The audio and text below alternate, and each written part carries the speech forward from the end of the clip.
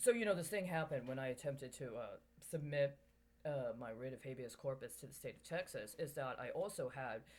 an addition, which was a bill of exception, which has a particular kind of legal implication. But the point was that the writ of habeas corpus was presented in a manner insofar as it would have been presenting formal criminal charges. The bill of exception, rather, was presented as a manner in which to communicate testimonial evidence as well as considerations that could potentially be considered in accordance with an expert opinion or with a variety of different reports, including a statement of facts in what could be presented as charges, but would have been necessary for consideration under laws other than the ones specifically outlined in the writ of habeas corpus. Hence, it was a bill of exception, and there are certain anticipations and a bill of exception. I did not have any understanding at the time that it may have qualified under Section 954.001 of the Texas Occupations Code concerning exception to practice of law, saying that for the purpose of the definition, that the practice of law does not include acts relating to the lease, purchase, sale, or transfer of a mineral or mining interest in real property or an easement or other interest associated with a mineral or mining interest in real property if certain conditions, including having representation or access to somebody that's licensed to practice law or puts themselves forward as if they're licensed. I've never put myself forward as if I'm licensed to practice law because I'm not. And for me to say that I was licensed to practice law would be a lie, because I'm not licensed to practice law. However, I am rather certain that what has happened is since 2005, when this law went into effect, somebody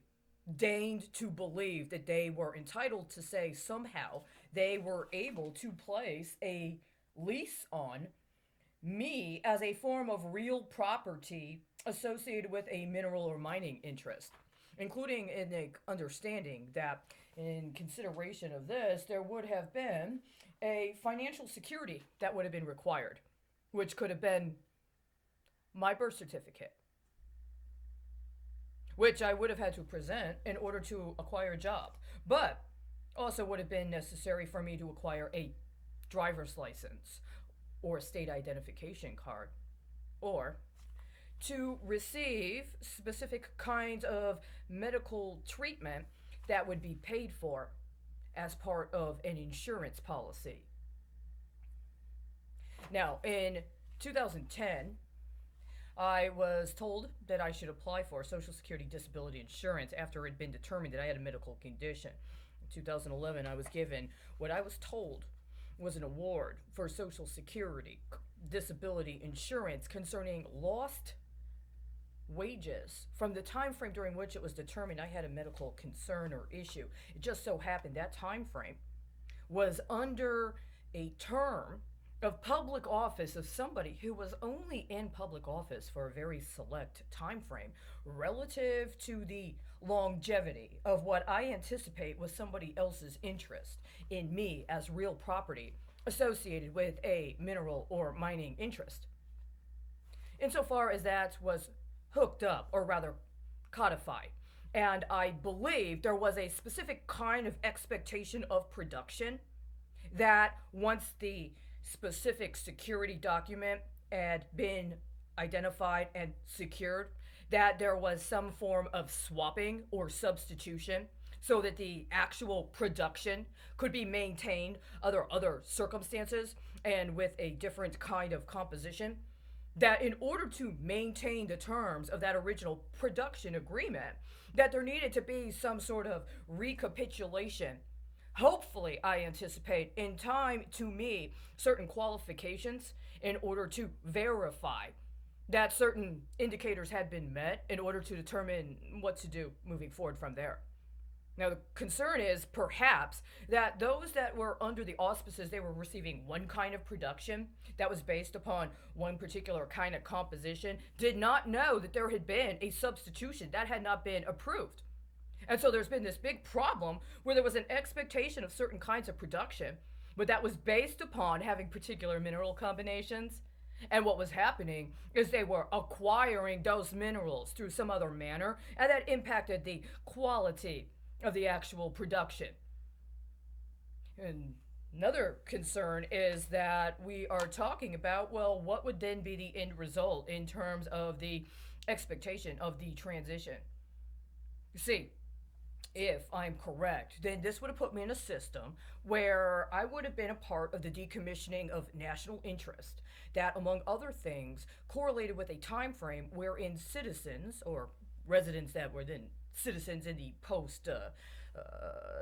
transition stage were given certificates, or rather coupons, that they were able to, if they decided to, execute an option to then become a stockholder in one of the newly privatized former state industries.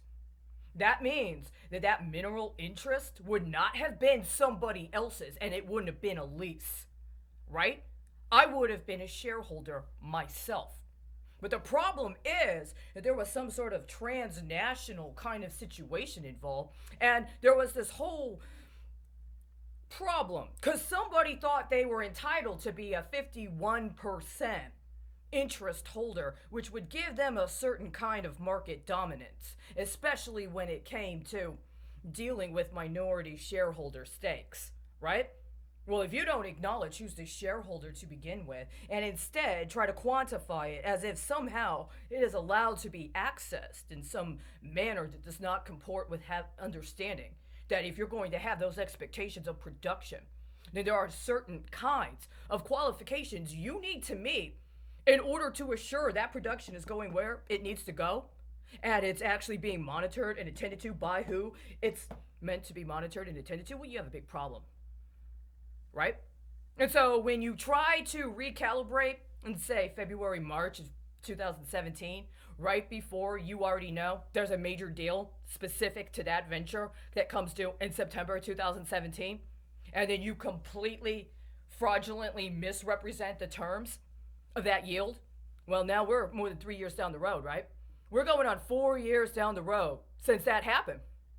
And now we are where we are today.